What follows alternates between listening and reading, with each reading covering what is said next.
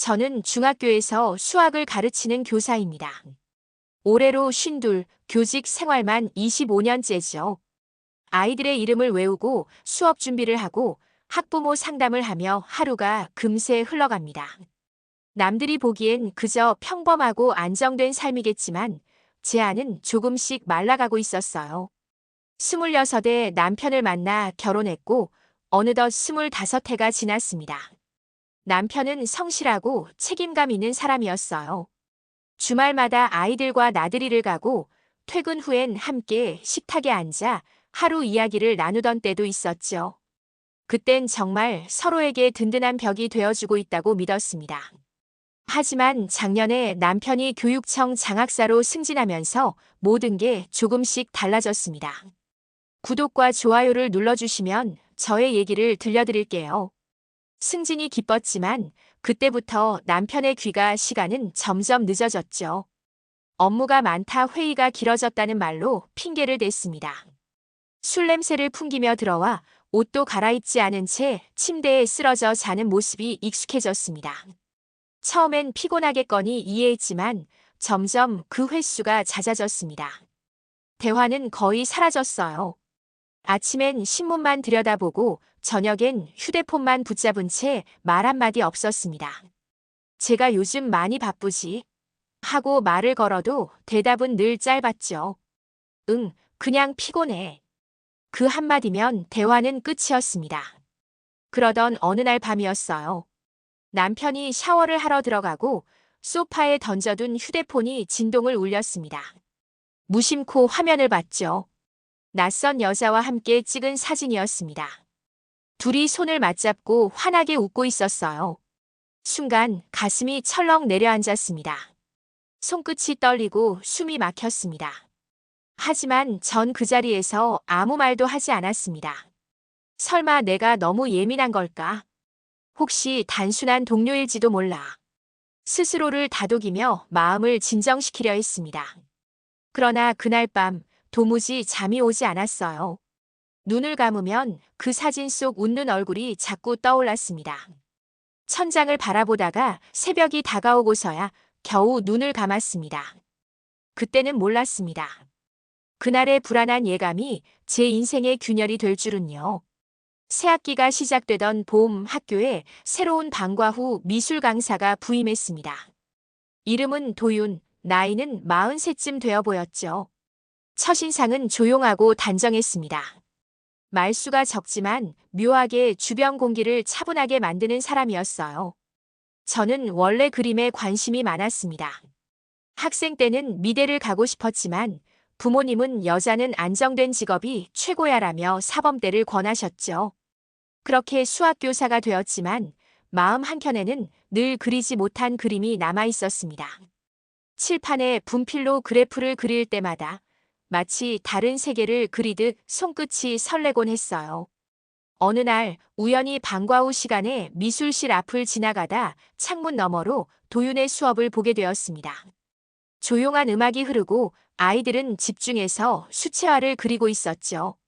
그는 아이들 하나하나의 그림을 세심하게 살펴보며 이 색감 좋아요. 조금만 더 밝게 써볼까요? 하고 부드럽게 말을 건넸습니다. 그 말투와 표정이 어쩐지 따뜻하게 느껴졌어요.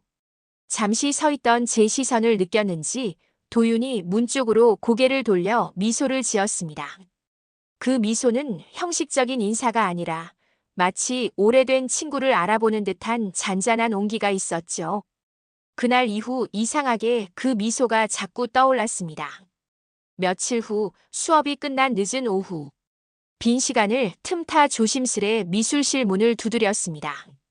들어오세요. 부드러운 목소리가 들렸습니다. 혹시 붓 좀 잡아봐도 될까요? 물론이죠. 선생님, 언제든 환영입니다. 그는 흔쾌히 자리를 내주며 물감을 준비해줬습니다. 붓을 잡으니 손이 조금 떨렸습니다.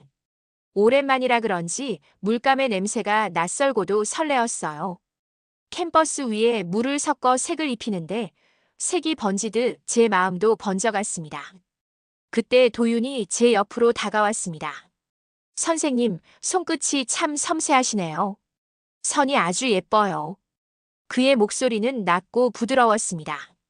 그 순간 이상하게도 가슴이 두근거렸습니다. 그저 그림을 배우러 왔을 뿐인데 그의 한마디가 오래된 얼음을 녹이는 듯 했어요. 집에서는 남편도 아이들도 제 손을 이렇게 바라본 적이 없었거든요. 그저 집안일을 하고 수업을 하고 밥을 차리는 손일 뿐이었죠. 그날 집으로 돌아가는 길, 손끝에 남은 붓의 감촉과 그의 따뜻한 시선이 떠올랐습니다. 왠지 모르게 오랜만에 봄 햇살이 따뜻하게 느껴졌어요. 그리고 그날부터였어요. 학교 복도 끝, 미술실 쪽으로 발걸음이 자꾸만 향하기 시작한 건 그날 이후 저는 자주 미술실을 찾게 되었습니다. 퇴근 후 잠깐 들르기도 하고 수업 준비가 끝난 점심시간에도 슬쩍 얼굴을 내밀곤 했죠. 도윤은 언제나 제자리를 비워두었습니다. 그의 말투는 늘 조용했지만 그 속에는 이상할 만큼의 배려와 따뜻함이 배어 있었습니다. 오늘은 색을 조금 다르게 써볼까요? 선생님은 감각이 좋아요. 감정이 선에 묻어나요. 그의 말 한마디 한마디가 마음 깊숙이 스며들었습니다. 그림을 그리며 함께 보내는 시간이 점점 길어졌습니다. 그 시간만큼은 세상의 소음이 사라지고 제 안의 공허함도 잠시 잊을 수 있었죠. 어느 날이었습니다. 그날은 수채화 기법을 배우고 있었는데 물의 양을 조절하는 게 쉽지 않았습니다. 붓이 번지듯 흐트러져 색이 얼룩지고 마음도 괜히 초조해졌습니다. 아니에요. 너무 힘주지 마세요. 이렇게 부드럽게. 그는 제 뒤로 다가왔습니다. 순간 그의 손이 제 손을 감쌌습니다. 따뜻한 손바닥이 제 손등을 덮으며 붓을 쥐는 힘을 가볍게 조절해줬죠. 그의 손길이 닿는 순간 마치 전기가 온몸을 타고 흐르는 것 같았습니다. 심장이 미친 듯이 뛰기 시작했고 호흡이 거칠어졌습니다. 얼굴이 화끈거렸고 붓끝은 떨렸습니다. 죄송합니다. 화장실 좀 다녀올게요. 급히 자리에서 일어나 미술실을 빠져나왔습니다. 세면대 위 거울 속 제 얼굴은 붉게 달아올라 있었어요. 숨이 가빠서 몇 번이나 심호흡을 해야 했습니다. 이게 뭐지나 왜 이러지? 오랜 세월 잊고 있던 감정이 갑자기 되살아난 듯 했습니다. 당황스럽고 두려웠지만 이상하게도 마음 한켠이 따뜻했습니다. 잠시 후 마음을 가라앉히고 다시 미술실로 돌아갔습니다. 도윤은 아무 일도 없었던 것처럼 제 그림을 바라보고 있었죠. 그리고 조용히 미소를 지었습니다. 그의 눈빛은 따뜻했고 담담했지만 어딘가 깊은 울림이 있었습니다. 그 미소를 보는 순간 저는 더 이상 피할 수 없다는 걸 알았습니다. 그의 손끝이 아닌 그의 마음이 이미 제 안에 스며들고 있었으니까요. 그날 이후 제 심장은 매일 미술실의 조용한 공기 속에서 떨리기 시작했습니다. 그날 저녁 학교는 이미 고요했습니다. 복도의 불은 꺼지고 미술실만이 은은한 조명을 비추고 있었죠. 창밖에는 봄비가 부슬부슬 내렸고 교정에는 바람이 지나가는 소리만 들렸습니다. 그 조용한 공간 속에서 저와 도윤은 나란히 앉아 그림을 그리고 있었습니다. 캔버스 위에는 형체를 알 수 없는 색들이 번지고 있었습니다. 물감이 섞이듯 우리의 공기도 서서히 뒤섞여갔죠. 말은 없었지만 서로의 호흡이 느껴졌습니다. 붓끝이 멈출 때마다 고요한 정적 속에서 심장 소리가 들리는 듯 했습니다. 그 침묵은 편안하면서도 어딘가 설명할 수 없는 긴장감으로 가득 차 있었습니다. 도윤이 붓을 내려놓으며 조용히 말했습니다. 선생님. 그 한마디에 고개를 들었습니다. 그의 눈이 제 눈을 깊게 마주했습니다. 그 시선 속에는 설명할 수 없는 감정이 담겨 있었죠. 애틋함, 망설임, 그리고 그 너머의 무언가. 이 순간을 그냥 그림처럼 기억하고 싶습니다. 그의 목소리는 낮고 약간 떨려 있었습니다. 그리고 그는 천천히 자리에서 일어나 제 쪽으로 다가왔습니다. 발자국 소리가 고요한 교실 안에 울렸습니다. 그 순간 저는 움직일 수 없었어요. 심장이 미친 듯이 뛰는데 몸은 마치 얼어붙은 듯 했습니다. 그가 제 앞에 서더니 조심스레 어깨에 손을 얹었습니다. 그 손길은 다정했지만 동시에 모든 경계를 허무는 듯 했죠. 순간 세상이 멈춘 것 같았습니다. 그의 얼굴이 가까워졌고 따뜻한 숨결이 볼을 스쳤습니다. 그리고 아주 천천히 그의 입술이 제 입술에 닿았습니다. 몇 년 만에 느껴보는 키스였습니다. 익숙하면서도 낯선 감촉, 마음 깊숙한 곳을 흔드는 온기. 그 짧은 순간에 설렘과 위로가 한꺼번에 밀려왔습니다. 눈을 감자 눈물이 맺히는 걸 느꼈습니다. 그건 슬픔이 아니라 잊고 있던 나 자신이 깨어나는 감정이었어요. 전 그를 밀어내지 않았습니다. 아니, 밀어낼 수 없었죠. 그의 품이 너무 따뜻했습니다. 집에서는 느껴본 적 없는 온기, 오랜 세월 동안 잊고 지낸 사랑받는 감각이었습니다. 그의 팔에 안긴 채 모든 소리가 멀어졌습니다. 그날 밤 저는 그렇게 선을 넘었습니다. 누군가의 아내이기 전에, 누군가의 교사이기 전에 오랫동안 닫아두었던 한 인간의 마음으로 돌아가 버렸습니다. 그날 이후 우리는 서로를 향한 감정을 더 이상 숨기지 않았습니다. 눈빛만 스쳐도 마음이 흔들렸고 짧은 인사 속에도 온기가 피어올랐죠. 퇴근 후 아무도 없는 미술실은 우리만의 작은 세계가 되었습니다. 커튼이 드리워진 조용한 공간에서 우리는 서로의 마음을 확인하듯 손을 맞잡았습니다. 그의 손끝이 닿을 때마다 모든 생각이 멈췄습니다. 도유는 말이 적었지만 그의 눈빛은 언제나 따뜻했습니다. 그 눈빛은 당신을 이해해요라고 말하는 듯 했죠. 그와 함께 있을 때면 세상의 모든 소음이 사라지고 오로지 우리 둘만 존재하는 듯 했습니다. 그러나 동시에 마음 한쪽에선 죄책감이 고개를 들었습니다. 가정이 있고 교사로서의 책임이 있는데도 그 감정은 통제할 수 없었어요. 우리는 조심스러우면서도 점점 더 깊이 서로에게 빠져들었습니다. 학교 근처의 작은 카페에서 마주 앉아 커피를 마시고 손끝을 스치며 웃던 시간들. 그 짧은 순간들이 세상 어떤 것보다 진실하게 느껴졌습니다. 주말이면 멀리 바닷가나 작은 펜션으로 함께 떠났죠. 그곳에서는 세상의 시선도 도덕의 울타리도 모두 잊을 수 있었습니다. 서로의 온기 속에서 오랜 외로움이 녹아내렸습니다. 하지만 행복은 오래가지 않았습니다. 어느 날부터인가 학교 안에 이상한 소문이 돌기 시작했어요. 방과후 미술 선생님이랑 수학교사, 요즘 좀 수상하지 않아? 복도를 지날 때마다 등 뒤에서 속삭이는 소리가 들렸습니다. 누군가는 괜히 우리를 쳐다봤고 또 누군가는 의미심장한 미소를 지었습니다. 그때마다 가슴이 철렁 내려앉았지만 도윤의 손을 놓을 수는 없었습니다. 도윤은 괜찮아요. 제가 지킬게요. 라며 제 손을 꼭 잡아주었습니다. 그 말에 마음이 흔들렸습니다. 이건 위험한 사랑임을 알면서도 그의 손이 닿는 순간마다 심장은 다시 불타올랐습니다. 사랑은 때로 이성이 닿을 수 없는 곳에서 자랍니다. 그 불씨는 이미 우리의 마음 깊숙이 스며들어 있었고 아무리 눌러도 꺼지지 않았습니다. 늦은 오후 복도 끝에서 동료 교사 하나가 조심스레 다가왔습니다.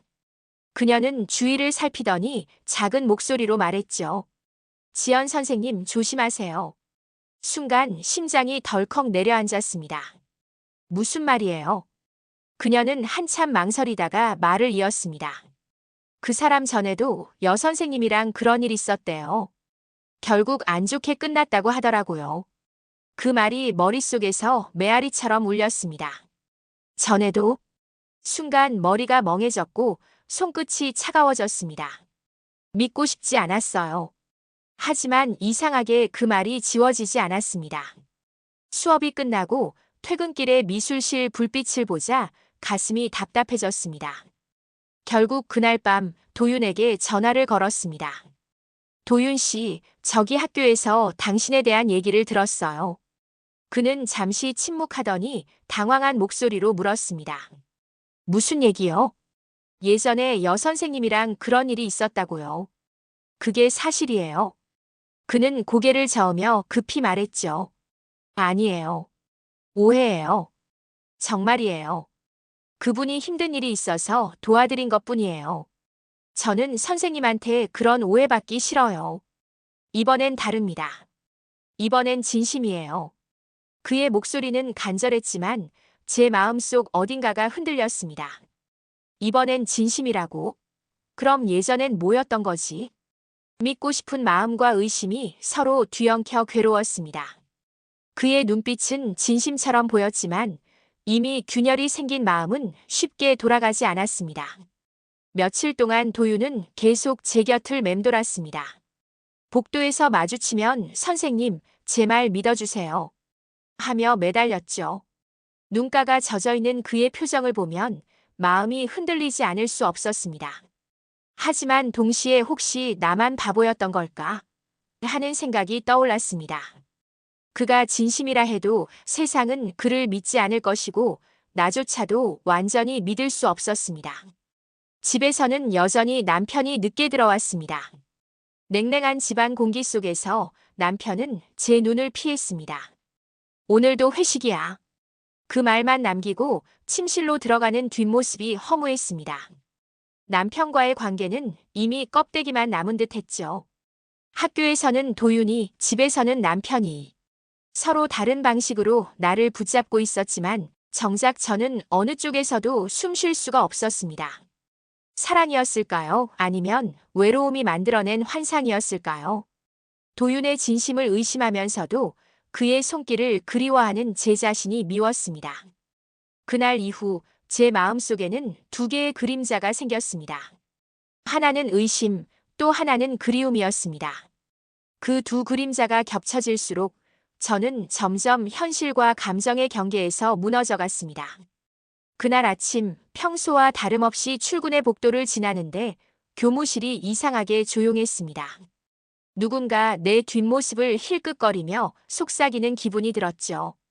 잠시 후 방송실에서 제 이름이 들렸습니다. 지연 선생님, 교장실로 와주세요. 순간 심장이 덜컥 내려앉았습니다. 교장실 문을 열자 교장, 교감, 그리고 인사 담당 장학사가 앉아 있었습니다. 공기 자체가 무겁게 가라앉아 있었죠. 교장은 깊은 한숨을 쉬며 말했습니다.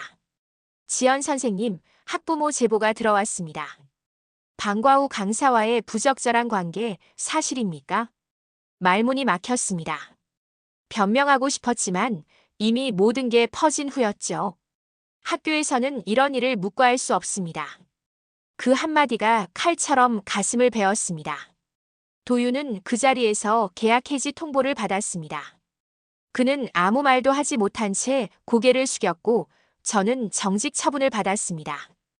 교장실을 나오는 순간 교정의 바람이 유난히 차갑게 느껴졌습니다. 발걸음이 무거웠고 마음속에서는 이제 끝이구나 하는 목소리가 들렸습니다. 집에 돌아오니 남편이 거실에서 기다리고 있었습니다. 그의 표정에는 분노와 당혹이 섞여 있었죠. 당신 미쳤어. 그가 소리쳤습니다. 전 잠시 그를 바라보다가 피식 웃음이 나왔습니다. 그 말 당신이 할 자격 있나요? 탁자 위에 남편의 휴대폰에서 복사해둔 외도 사진을 던졌습니다. 남편의 얼굴이 하얗게 질렸습니다. 이건 뭐야? 내가 묻고 싶은 말이에요. 순간 방 안은 정적에 휩싸였습니다. 분노도 슬픔도 변명도 모두 무의미했습니다. 이혼할게요. 제가 먼저 말했습니다. 남편은 아무 말도 하지 못했어요. 그는 고개를 떨군 채 아무 표정도 없었습니다.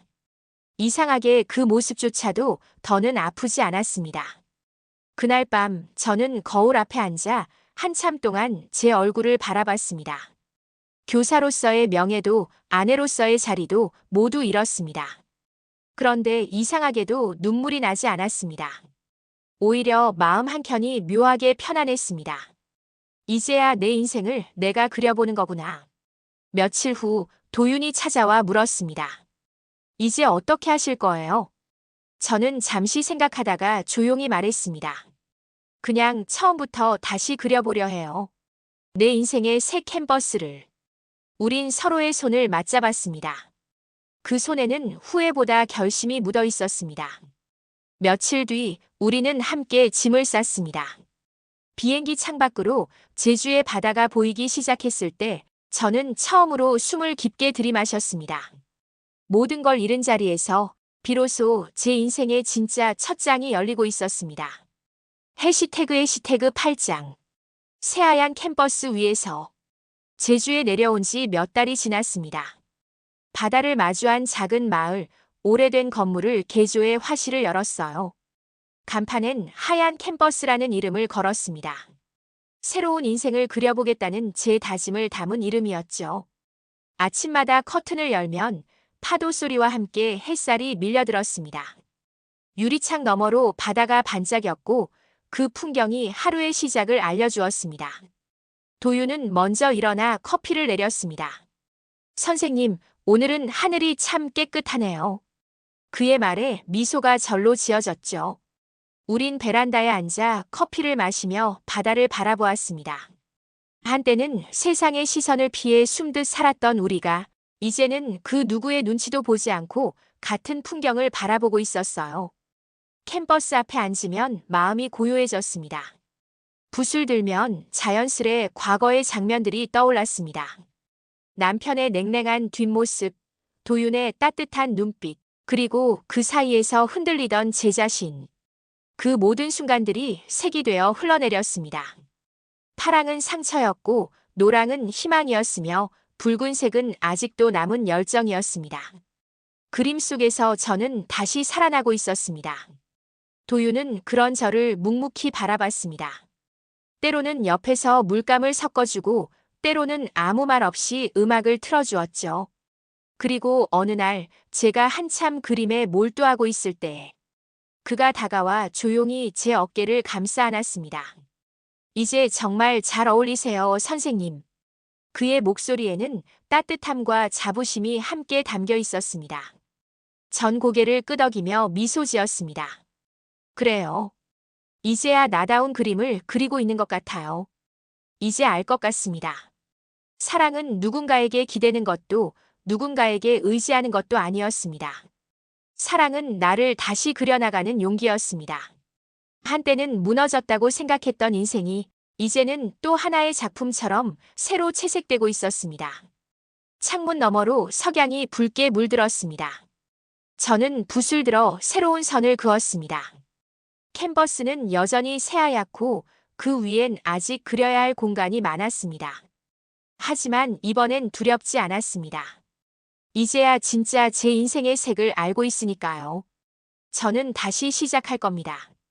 누구의 아내도 누군가의 교사도 아닌 그냥 나 자신으로서의 인생을 완성하기 위해서요. 붓을 들고 천천히 그러나 단단하게. 이제 제 그림이 완성되어 가고 있습니다. 구독과 좋아요를 눌러주시면 더 좋은 이야기로 찾아뵐게요.